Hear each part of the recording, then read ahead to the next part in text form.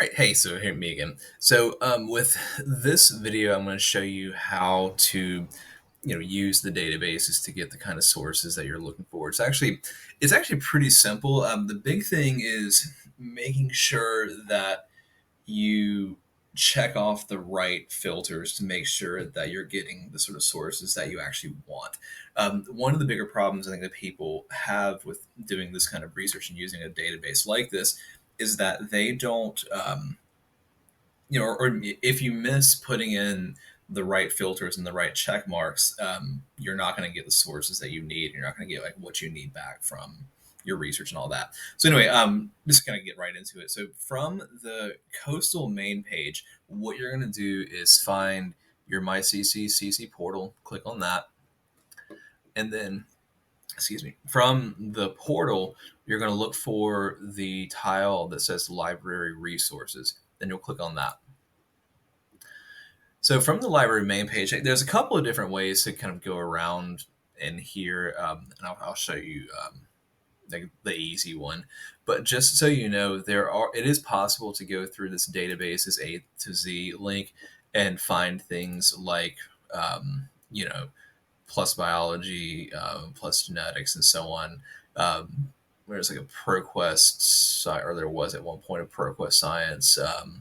Their public health database. Yes, there's like stuff like that if you have a specific sort of path in mind. But I think probably the easier way to do this is to actually go into NC Live directly. So you click on that, and then you have your search page. And so from the search page, you'll actually be able to find, really pretty much anything. There's an easy way to get to the place you're trying to go. So from your search results, you know, I'm not entirely. So I haven't actually like planned this out, but for some reason, squirrels is popping up in my um, search in my past searches. So I'm going to search for that and see what happens. So I have not planned this ahead. I don't know what I'm going to find, but just that's kind of how this sort of research works, is that you don't necessarily know what you're sort of jumping into. So when you do your search, you'll find this resource search page, and you'll notice that all of this is categorized for you. So you have things like scholarly articles, which is exactly the thing that we want. It also shows you the things that you want to avoid, news and magazine articles, because that's not what we're looking for. We need scholarly stuff, and that's just not scholarly. It's fine, but it's not. And so on and so on. So what you'll want to do is, under the scholarly articles thing, click this View More Scholarly Articles. And then you'll get to this page right here. And so this is going to be your sort of a main search page. Like if you were searching through Google, like this would be like your search results. So a couple things just to kind of be aware of: because you searched in this way, you automatically have two of the most important boxes checked off. One, full text online; two, scholarly and peer reviewed. So no matter what you do, the first thing you should always check is that both of these are checked off, because like if you don't have that, like you're not going to get what you need. So then there's a couple of other things down here before we even get into this stuff here. You want to search or kind of scroll through this and check off a couple of different things. So first thing, you'll see your content type journal article will automatically be checked off. Now there's also a conference proceeding you can add into that as well. This is the only other thing besides a journal article that will actually work for this kind of project, and so on and so on, book chapter publication. So you just want to leave that kind of stuff unchecked. Then from there, you want to check off your publication date, excuse me, for 1 year. So notice, actually, let me undo that. So you notice with these sources, actually, let me back up a little bit. So just with these things checked, we have 4,700 results for squirrels. So when we zoom it out to, or zoom it into 1 year, that's like for all time. We zoom it into 1 year, we end up with 178 results. Now that's still way more sources than we actually need for this project. And all of those will be a year or less in age. So that's actually entirely perfect for what we need. Now, however, the other thing there's a couple other things you want to do, because as of right now, because of how we searched here, what we're getting is an entire universal view of the different kinds of sources. So what I mean by that is that you'll see things like um, history, you'll see things like social science, you'll see things like the actual sciences that we need. And so what we need to do is filter out the ones that aren't what we need. So then and just looking at some of the titles, you can actually kind of see some hints that there are some scientific sources there. Like when we talked about the what was it, the squids, and the Latin name for that. When you see the Latin names for animals, that's pretty much always going to be your science type sources. But anyway, you'll notice here under disciplines, there's some filters in here. So things like biology, you can check off biology to ensure that you only see you only see biology discipline sources about squirrels. So everything's gonna be like biological invasions, plus one. This is science, Southwestern naturalists, Midland naturalists, and Western North American naturalists. So these are all journals about the biology aspect of this particular animal. So you can also do things like check that. You maybe do like ecology, for example, and so this will give you some insights into how squirrels affect ecology and where they fit into all of that. You can do things. Be curious to see what engineering has to say about that. Squirrel search algorithm, investigation of the noise characteristics of a squirrel cage fan. Squirrel research. So this is some algorithms for engineering. I don't know. Not sure what that is anyway. But these would work though because it's engineering. It works like that's part of that. That's like the E in STEM is engineering. So that all kind of works as well. So you're free to kind of filter that down however you want to, but the main thing is that you absolutely do want to have some kind of discipline filter applied. And there's also some subject terms as well. Like these aren't as important as this one, but it does help. If you find that you have, still hundreds or even thousands of sources as your search results, even after checking off disciplines, this is where it'll be helpful to narrow it down even more. So let's just say life, ecology, animals. Let's do biodiversity conservation. So then we check that off, and now we're down to 13 sources that are about biology, conservation, squirrels, scholarly, and have been published within the last year. So we have 13 results, and that's still, almost 3 times what we need for the actual project. And so you may be able to, from there, start picking out the sources related to your topic. So then once you have a nice list of results, there's some other stuff too, like that language and so on. Like that's usually not a big problem. Most of the time, it's automatically in English, but occasionally you do see some that pop up in like whatever other language. It doesn't happen often though. That's the thing. All right, so once you found your sources, what you want to do is click on just the title for any one of them. It doesn't matter. And so let's see.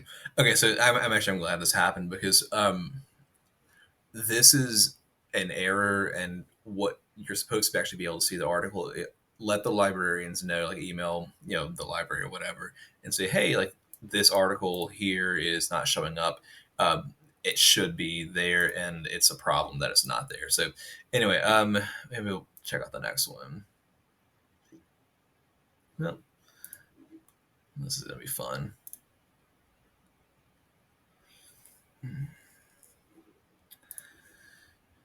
All right, let's start this over again. Okay, I'm gonna pause this until I actually find one. Okay, finally found one. So yeah, it's weird that all those sources were not showing up. So that would be sort of like a thing to let the library know about. Anyway, so when you open up a source, it'll look something like this. It won't necessarily be like the same shape, but this is like a ProQuest one.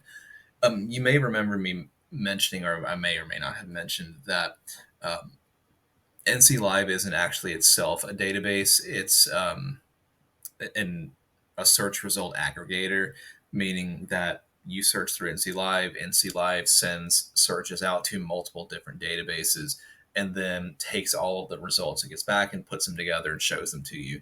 So when you click on stuff, what it's going to give you is the link to that database it got the information from. So anyway, so here is your source that you found. So the entire text of the article will be here. Um, Depending on what kind of database you're looking at, and it probably will be ProQuest, you will be able to see like some extra bits on here, like full text PDF. You click on that, and you'll actually get the actual source itself. And so with that, this is actually how I get the um, articles that I use in class and that kind of thing. So if you ever wondered like where I get this stuff, like this is exactly how, the same way that you'll get them when you're doing your research. And so when you do your search or do that, you'll actually get a full copy of the article. And so let me show you a couple things with that. So in the article itself, I'm just going to find it, zoom in. So you'll see your title, you'll see your authors, you'll see things like keywords and your abstract, and some of the publication information there, like the kind of stuff you need to make your citation. So the main thing I want to show you though is this is a lot. These are like long articles, and it has a lot of terminology and jargon and stuff like that. And like I couldn't even begin to tell you what any of this means, but it means something to someone. But the bigger thing is to kind of look at your section headers and the source itself. So you'll see a thing for like introduction, you'll see a thing for like materials and methods. Like that's not super important for you. um, However, things like results, that's going to be a good place to look for your information. But like the materials and methods, that's not really what you need. So some squirrels, some skulls. So you find like lots of stuff there, like results. So then you find like discussion. Remember, I told you discussion is a good place to look for things like the analysis of the information, like why is it important, what questions do we still have, and so on. And so when we get to the bottom line, like what quote do you need for your paper, the best place to look for that is in that conclusion section that we found. So remember, the quote is supposed to be something like, our study found that blah blah blah. So we read the very first sentence there. Our genetic data suggests that the northern whatever that is in fact a separate taxon that is well divergent from other studied representations of that thing. And so you kind of add that in, like there's your quote. That's the bottom line finding. That's the part that you need to put in your paper. And if we're being, completely honest, a lot of the reading that you're going to be doing or need to be doing is going to be in this section here, and especially in like the discussions and findings. So the main thing you'll want to read is the conclusions, and then sort of secondary, the discussion section especially, and the finding section if that is there. Sometimes it's not. So there's that. So you can save those as you're searching for these sources. If you find something that you think you might want to use, go ahead and save it, because if you don't have a copy saved, like you'll never be able to find it again. Like that's just how all of that works. Now, another hint and sort of trick for finding more sources is to look under the suggested sources section here. So you'll be able to see like these are all sources with similar topics, or there's in some way they are similar. It may be through keywords, it may be through the same publication, that kind of thing. But that's a sort of place to look. You can also search by other subjects there. Now, the other thing you want to do too, well, there's also the download PDF button here. That's, same thing as that over there. You can just click on it to directly download it there. And then you can also download it the way I did, which is more complicated. I don't know why I did that. But you can also email the source to yourself, like by clicking on that, filling out your information and that kind of stuff. But one of the biggest things that's going to be a help to you is the cite button right here. So you click on that, and then you'll see their citation there. There's that. Now, key thing, what you want to do is in that drop down box, look for Council Science Editor CSE citation sequence. That's the one we're doing. We're not doing name year, we're doing citation sequence. So a big mistake that people make is like they just automatically copy the first thing they see here, but we're not doing APA.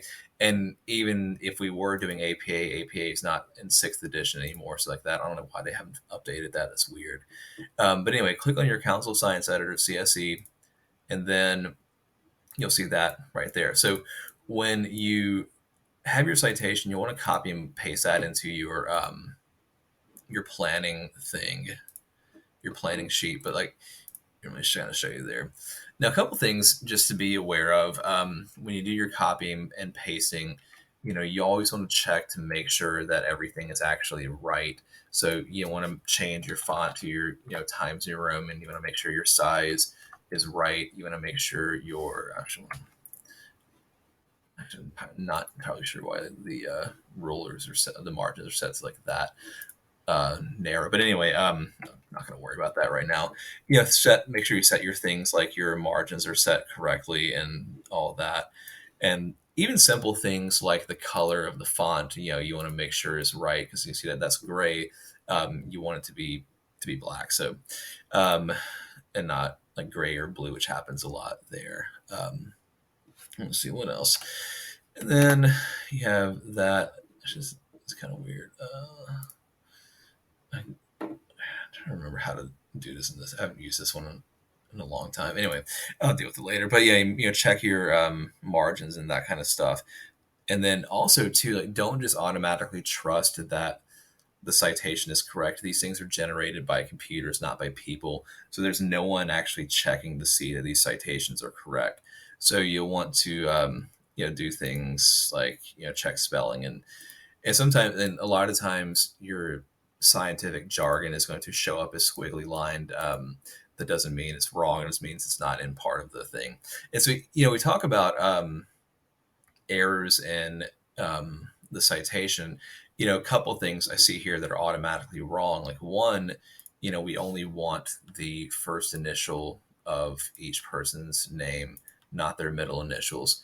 We also need things like capital letters for proper nouns, things like Vietnam, things like species names for animals and stuff like that, and so on. And so also you'll notice too, there is something missing from the end of this. And remember, we had our database tag that we talked about in class, like, so you can kind of check little seagull for that. Remember, it's like number 9. You would sort of add that on. Actually, let me show you how that kind of works. I don't even know where we are. All right. So if you look in Little Seagull, and like the template that you're going to want to use is number 9, I think. Let's see. Actually, wait. Number 14, article in an online journal. Not. Yeah. Okay. So there's our template there. Let's see. Year of publication, updated, so on. And then remember to add our URL to the end and like that kind of thing. So just remember to add that stuff into the end of your citation. So yeah, that's how you do that. So again, check everything, make sure it's all correct, because as you see here, there's been sort of several errors in this that we'll have to fix before turning it in. But it's an easy way to get started on it. It's easier than making the citation from scratch there. So anyway, there's all of that. So I think that's about it for this. So yeah, this is how you're going to find your sources. This is not hard. It just takes a long time. Not always. It can take some time. So give yourself the time to do it, because again, it's more time consuming than anything else. But like once you find your source, like the first thing you can kind of start doing is going to your planning sheet for the assignment. Let's see, and then start adding in the stuff you need to add in. So we have our first source, so we can add in our first citation. Then we can give like, here's the summary. It said that, and their finding, I can't right, their findings were whatever, and you keep going through the whole process until you have the whole thing filled out, and that's really about it. So if you have any questions or anything, let me know. Again, I think I mentioned this in the last video, but in case I didn't, um, under course information, if you have any questions, you can contact me through text me through that number if you want, or you can email me, or whatever you want to do is fine. But yeah, I think thanks for bearing with me on this. I know it's a little weird, I guess, maybe, I don't know. Anyway, have fun with this, and let me know if you have any questions, and I'll see you guys later. Bye.